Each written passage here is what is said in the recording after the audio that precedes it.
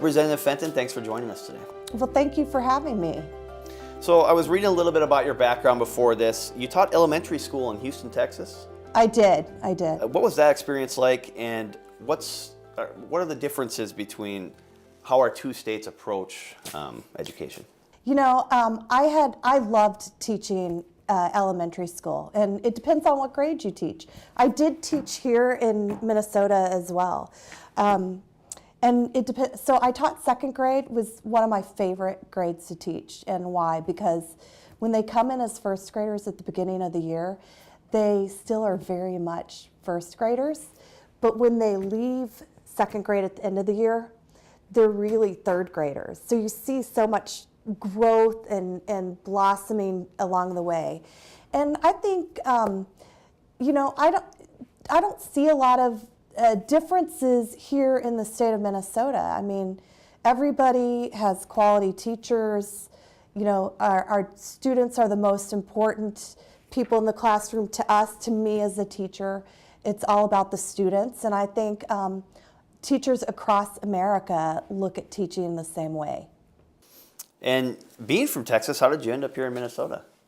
Well, I ended up here in Minnesota because of my husband. My husband is native Minnesotan, and I met him in graduate school down in Texas, and we lived there for about a year after we got married and had our first child in Houston. But then he got a great job offer, and we really were looking for coming. We wanted to relocate if we're going to have to leave Houston, because I had family. I had a great network there to help me with my first child, but we wanted to be near family if we had to move. And it just worked out great that the job was here in Minnesota. So we moved here, and we had his family to help along the way as we're raising our young children. Your campaign website lists economy, fiscal accountability, healthcare, transportation, and education as top priorities. That was going into the 2017 session. Are the priorities the same this year? I think absolutely. We had some great success in the last session. Look, historical investment in our children and education. We're also, there were some reforms with the Board of Teaching. I think there's more work to do. That was my background, because I was a school administrator in the state of Texas with non-conventional pathways to teacher licensure. I think we're on the cusp of a teacher shortage here in Minnesota. So I've carried some of the non-conventional pathways. The governor's actually signed them. We need to look at what else can we do. We need to make sure we continue to invest in the right programs for our students. Tax reform was really a great tax reform package that we passed for the state. The relief for families with children, for seniors, for college students. I think there was something for everybody, small business in that tax reform package. Always accountability, transparency, accountability in government. We also need to work for efficient, effective government. I believe government does have a purpose, but we need to make sure that when we're investing the hard-earned taxpayer dollars, that we're investing them in programs that are proven effective and that are absolutely needed. And you represent a portion of the city of Woodbury. Are your constituents' priorities similar to yours? Or what would they like to see addressed in the 2018 session? I think I have done really well representing my constituents of Woodbury. I think we all want a great economy. Woodbury is a fabulous place to raise a family. We want a thriving economy. We've got a very diverse economy in Woodbury. We've got from large corporate companies to, we're now dubbed the healthcare hub of the East Metro, the suburban healthcare hub. Our children are most important. We have great schools, quality teachers.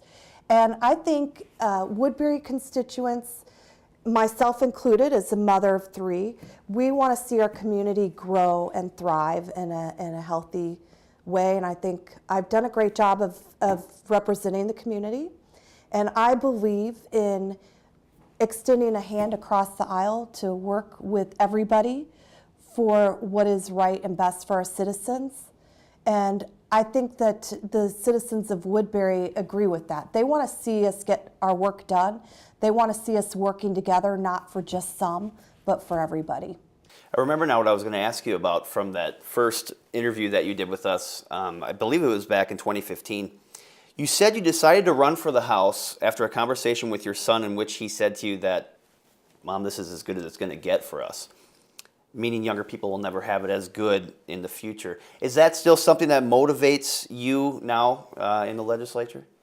Absolutely, because I do want to make sure that the generations coming, our next generation, my kids, their kids, I want to make sure that they have it even better than we have it. And life is good, but you can always improve, and I just want to make sure that they look, that they're excited for the opportunities in the future. And before we let you go, I have to ask this. I'm a foodie. I saw your post on Twitter about your infamous foolproof prime rib. I have to know what the secret is. Okay, so it doesn't matter what size prime rib you have. Every time I've done it, it's turned out well. First of all, I have a special seasoning that I put together. It's just simple salt, pepper, garlic. It's a certain, I put that together, which you can use on any kind of meat. So I rub my rib down with the special seasoning.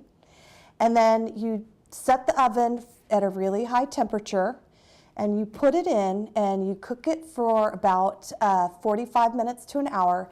You turn the oven off. You kill anybody who opens that oven door. So you've got to keep the oven door closed. So I put a big note, do not even look, don't be tempted. And you keep it in there for 3 to 4 hours.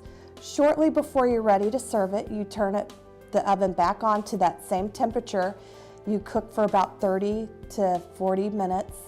You take it out, you let it sit for 10 minutes, slice and serve, and it is perfect every time. Medium rare. I make my own horseradish sauce to dip in. Usually just fresh prepared horseradish with sour cream and fresh chives and lemon juice. And it turns out perfect every time.